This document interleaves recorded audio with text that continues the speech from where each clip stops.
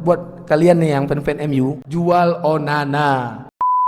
Onana kalau diri pantatnya agak-agak majuan kan, beli kiper lain aja. Di kampung aku ada, namanya Edi Beta. Kayaknya lebih bagus dari Onana nih.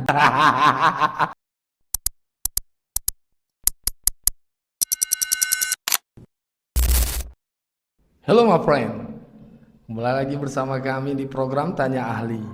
Siapa lagi kalau bukan kita, ahli persepak bolaan duniawi. Beberapa malam yang lalu telah terjadinya beberapa pertandingan babak kedua Liga Inggris, pertandingan sepak bola tertinggi di dunia dengan tim lawak-lawaknya. Banyak hal-hal di luar prediksi kita semua kawan-kawan. Kita masuk dalam pembahasan kita yang pertama kali ini. Ada tim yang digadang-gadang bakalan squtuple pada Liga Inggris periode 2025-2026 kali ini. Tidak lain tidak bukan, inilah dia Liverpool dengan supporter-supporter yang overthinking. Tapi pada pertandingan malam kemarin, yaitu antara Liverpool dan Newcastle, layak diacungi jempol karena memang pertandingan awal-awal musim Liga Inggris kali ini baru berjalan putaran kedua, tetapi hype-nya memang hype final Liga Champion kawan-kawan. Kayak mana enggak?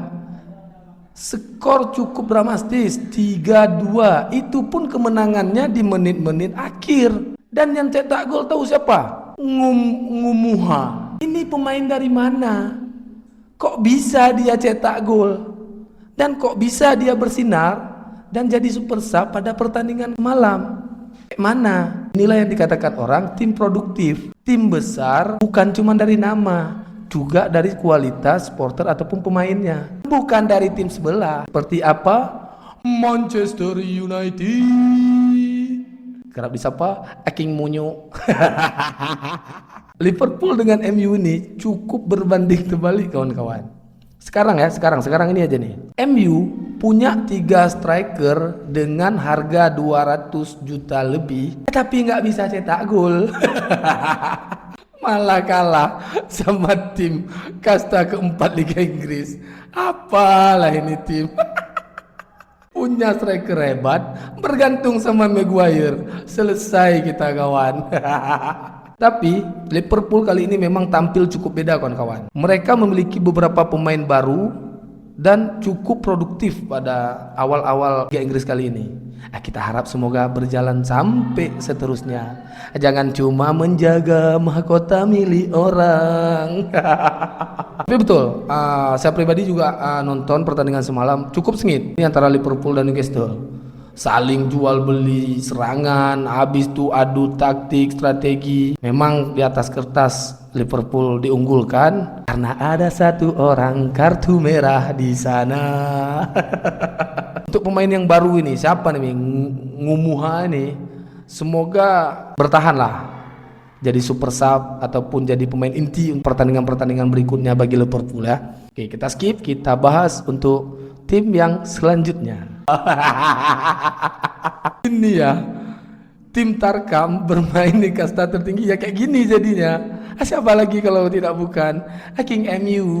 Lagi-lagi mereka cuma hasil imbang, masing-masing membawa pulang 1 poin. Dan yang anehnya lagi Bruno Fernandes yang digadang-gadang penalti, tapi kok bisa nggak gol sepak penalti? Why? Kenapa?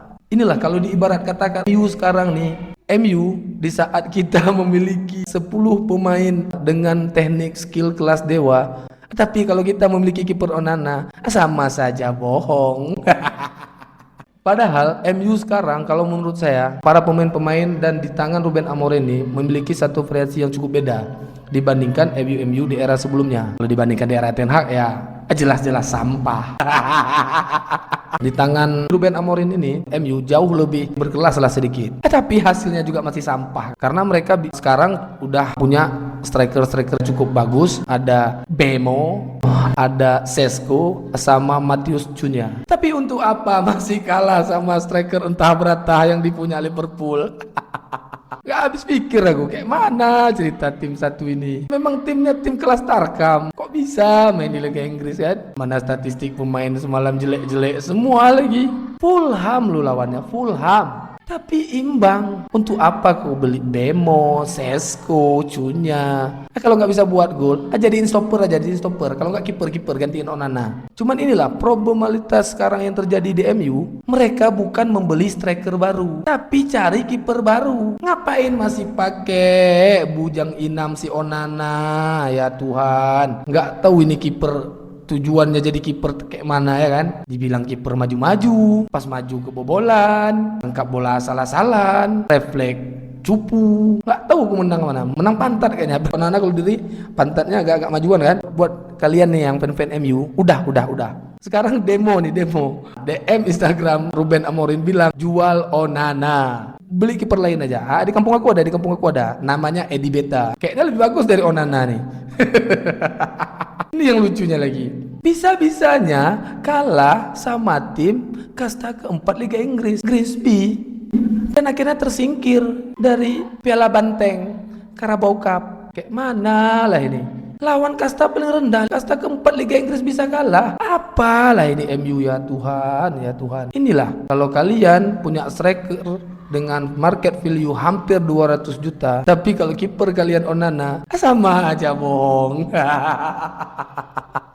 Glory Man United, tim sampah main di Inggris. Udahlah, pusing aku tengoknya nih. Wise, ini untuk rivalnya. Manchester is blue. Itu kata-kata supporter karbitan yang sekarang rata-rata bocil ya kan. Manchester is blue.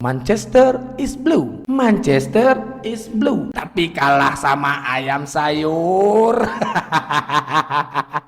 Janganlah buat tim yang ada embel-embelnya Manchester gitu ya kan. Sampah jadinya. Kalah kalau sama Liverpool, Arsenal, Chelsea.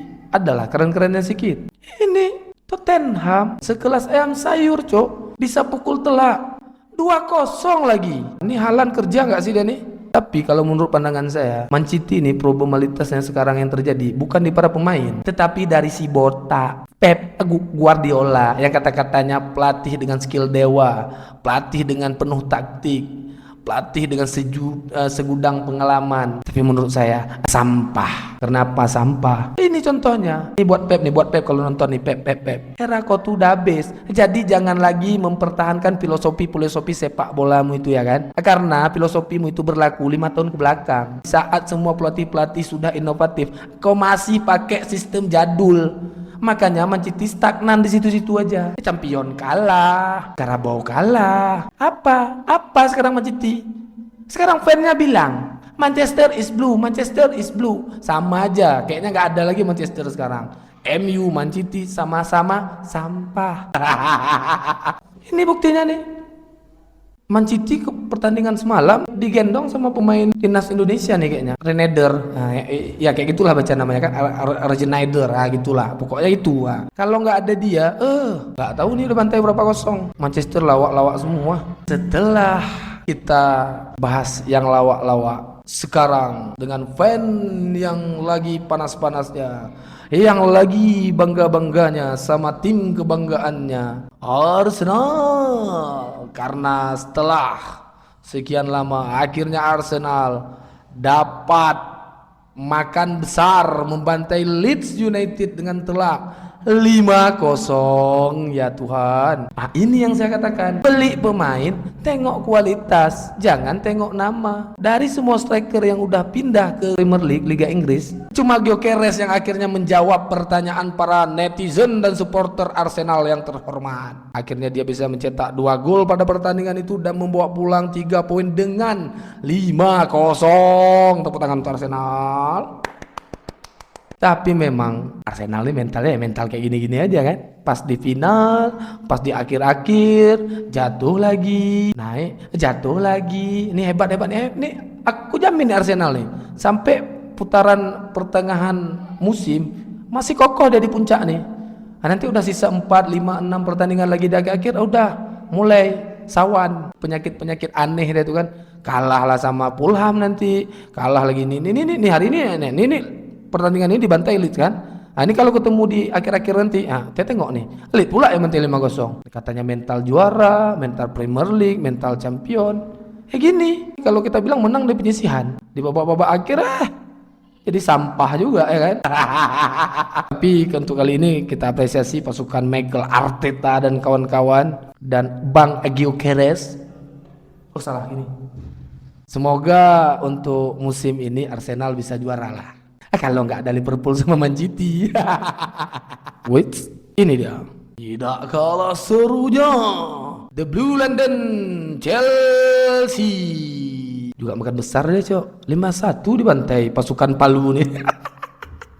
Tapi Chelsea kali ini menurut saya memang dari semua tim Premier League musim ini yang performanya yang nggak mungkin turun sih kalau menurut saya. Karena dari segi materi pemain nggak wow kali, tapi memang kualitas permainan dan strategi permainan mereka cukup ampuh sejauh ini. Sebelum mulainya ini pun di Piala Eropa, mereka juga bermain cukup impresif. Aku bukan fan Chelsea aku. Tapi kalau menurut pandangan aku daripada tim-tim lawak dari kayak MU itu nggak dihitung lah kan. Tapi menurutku dari beberapa tim besar di Inggris kayaknya Chelsea konsisten. Dan prediksiku Chelsea kali ini minimal peringkat 3 sih masuk nih. Prediksi aku peringkat 3 Chelsea masuk. Feeling aku bagusnya ke Chelsea ini. Tapi sami aja. Terakhir juara kapan? Bisa-bisanya Brighton kalah sama Everton. Apalah ini? Everton kuat era bapak aku dulu. Era sekarang apalah Everton tim sampah nih kan? Tapi bisa menang 2-0. Ya Tuhan, kayak mana lah kalian Brighton? Pasukan Mitoma nih gimana? Udahlah Mitoma kan udah wisuda. Fokus bola sekarang ya. Oke, mungkin itu dulu untuk seputaran persepak bolaan duniawi kita ya kan, bersama saya ahli sepak bola duniawi nomor 1 seantero jagat raya ini. Semoga lah Liga Inggris masih menjadi liga nomor 1 di dunia. Karena kalau kita nonton Liga Prancis sama aja kita nonton Liga Tani ya kan. PSG lagi, nggak ada nikmatnya di mana ya kan. Tapi buat informasi aja, mungkin di musim 2025-2026 ini Liga Inggris memang jadi tempat pelabuhan yang paling diincar oleh para pemain yang top di era sekarang. Contohnya terbukti dari beberapa striker yang market value-nya cukup besar, mereka menolak Real Madrid, menolak Barca, Barca itu enggak ya? Barca miskin. Ini lagi tim hebat, besar, mewah, tapi keuangan sampah, ya kan? Mereka tolak Madrid, Bayern Munchen, ada tim-tim kuat besar Italia seperti Napoli, Inter juga ditolak. Contohnya saja Gyökeres pilihnya Arsenal, Sesco pilihnya MU. Walaupun aku nggak tahu apa di kepala Sesco kan, kok bisa pilih MU ya Tuhan? Banyak tim besar sekarang. MU menang di story doang, sumpah. Sekarang MU apalah sekarang nih MU? Tim Tarkam, MU ini tim Tarkam. Tapi nggak tahu aku apa di kepala Sesco, kok bisa-bisanya dia ke MU. Mending ke Liverpool kayak Man City kalau nggak kan, duet sama Haaland. Ada juga Matheus Cunha ya kan, walaupun sama-sama masih di Inggris tapi nggak mau keluar dari Liga Inggris, tapi pilih MU juga. Oh ya, tapi aku lupa tadi. Pas partai melawan Grimsby di Piala Banteng Carabao, superhero ya dari 3 striker tersebut, tapi superhero-nya Maguire anjing. Kok bisa kalian punya striker dengan market value 200 juta bergantung sama Maguire? Tapi buat informasi juga, kemarin Real Madrid juga menang walaupun performa pemain Brazil Rodrigo tidak terlalu bagus, tapi ya penting menang ya kan. Tapi menurut saya yang paling seru di akhir-akhir tahun ini, di musim-musim 2025-2026 memang Liga Inggris sih. Pantas mereka masih menjadi liga top Eropa pada saat sekarang ini ya kan. Oke, mungkin segitu dulu pembahasan kita. Tetap pantengin terus channel kita di Tanya Ahli. Semua orang bisa jadi ahli, termasuk Anda yang nonton video ini. Kita kembali minggu depan kayaknya ya, setelah Liga Inggris berputar untuk leg yang ketiga ya kan. Terima kasih, see you next time, bye bye my brother.